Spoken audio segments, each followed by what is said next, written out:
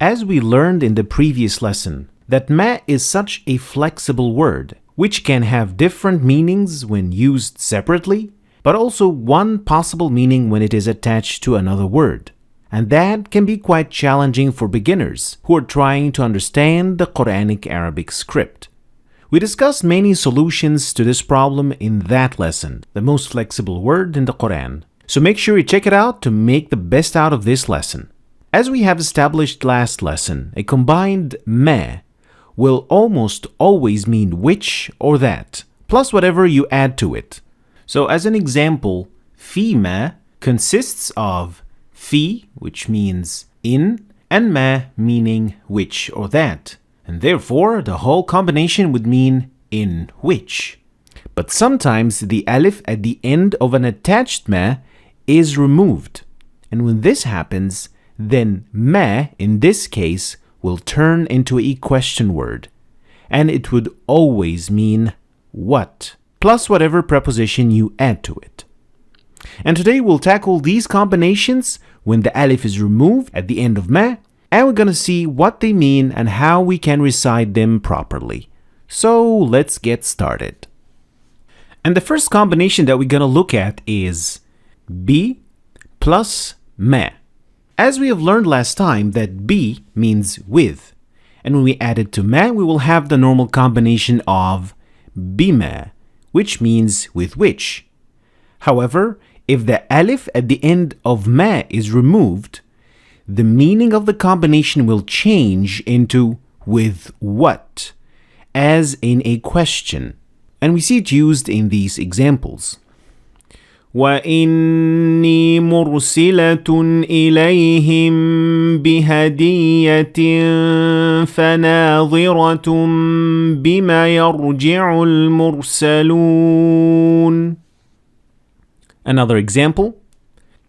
قال أبشرتموني على أن مسني الكبر فبم تبشرون. Now here is a very important thing that you have to pay attention to, which is not to extend the fatha at the end of bima, because if you do so, you will change the meaning of the word. And to understand what I mean, let's compare how bima sounds like to bima that has alif at the end of it. وَالَّذِينَ يُؤْمِنُونَ بِمَا أُنزِلَ إِلَيْكَ فَنَاظِرَةٌ بِمَ يَرْجِعُ الْمُرْسَلُونَ. As for bima that has alif at the end of it, it contains a natural mad. Natural mad requires that you would extend it for 2 harakat. So you would say bima. But bima, without the alif, it does not contain any mad whatsoever. So it will have to be without any mad. And therefore you would say bima. So that's why we say bima yarji' versus bima unzil. So you have to pay attention, otherwise it would change the meaning of the ayah. Next is the combination of an plus ma. And we learned that an means about, and when it is added to ma, it would normally give us about which. But if the alif at the end of this combination is removed, we will end up with this combination, amma. And it means about what. And it is used only one time in the Holy Quran in Surah An-Naba. And we see it in this example. عَمَّ يَتَسَاءَلُونَ. Now notice the difference between amma without the alif and amma with alif at the end of it. وَمَا اللَّهُ بِغَافِلٍ عَمَّا تَعْمَلُونَ عَمَّ يَتَسَاءَلُونَ. And pay attention not to make the most common mistake here, which is extending the fatha longer than you should. So it should not sound like that. عَمَّا يَتَسَاءَلُونَ. because then it would change the meaning of the ayah and you will say something completely different. Next is the combination of fi plus ma. Fi means in, and as it is, the combination would mean in which, but when we remove the alif at the end of it, it will turn into in what as a question. And we see it used in these examples. إن الذين توفاهم الملائكة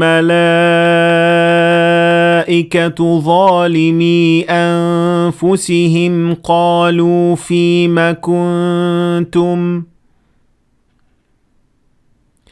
يسألونك عن الساعة أيان مرساها فيم أنت من ذكراها.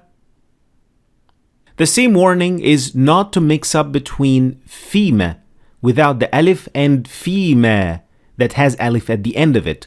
Notice and try to hear the difference between both of them in this example. فالله يحكم بينهم يوم القيامة فيما كانوا فيه يختلفون فيما أنت من ذكراها فيما كانوا فيه يختلفون. Can you hear the difference? Now let's move to the next combination, which is the combination of min plus ma, which gives us normally mimma, and it means from which. But when we remove the alif at the end of it, it will give us from what? Mimma. And it is mentioned only one time in the Holy Quran in Surah At-Tariq. And we see it in this example. فَلْيَنظُرِ الْإِنسَانُ مِمَّا خُلِقَ. Now compare it to mimma with alif at the end of it and try to hear the difference. وفواكه مما يشتهون فلينظر الإنسان مما خلق. It is therefore wrong to say فلينظر الإنسان مما خلق. This is not correct, and it should be مما خلق. The last combination that we'll be talking about today is the combination of li plus ma, which normally gives us lima, which means for which. But when we remove the alif at the end, it will give us for what. And for what is also another word for why. And we see it used in these examples. وَإِذْ قَالَتْ أُمَّةٌ مِّنْهُمْ لِمَ تَعِظُونَ قَوْمًا اللَّهُ مُهْلِكُهُمْ. Another example. عَفَى اللَّهُ عَنْكَ لِمَ أَذِنْتَ لَهُمْ. And now to hear the difference, I will give you one more example with lima, with alif at the end of it. استجيبوا لله وللرسول إذا دعاكم لما يحييكم لما أذنت لهم لما يحييكم. So what we've learned so far about ma is when ma is separated, it would mean not, what as a question word, or which or that as a relative pronoun. And there are two methods that we can use in order to figure out which meaning is which. And when ma is attached to another word, it will almost always mean which or that as a relative pronoun, plus whatever you add to it. But when the alif at the end of an attached ma is removed, then it will always mean what as a question word, plus whatever preposition you add to it. And as per usual, make sure you check out the description for the PDF file for this list, and also a printer-friendly version if you want to print it out. Thanks for watching. I hope you've learned something new today. If you did, please like and share the video for other people to learn from it. And don't forget to subscribe to my channel if you want to see more videos like this. Thanks for watching, and I'll see you next lesson.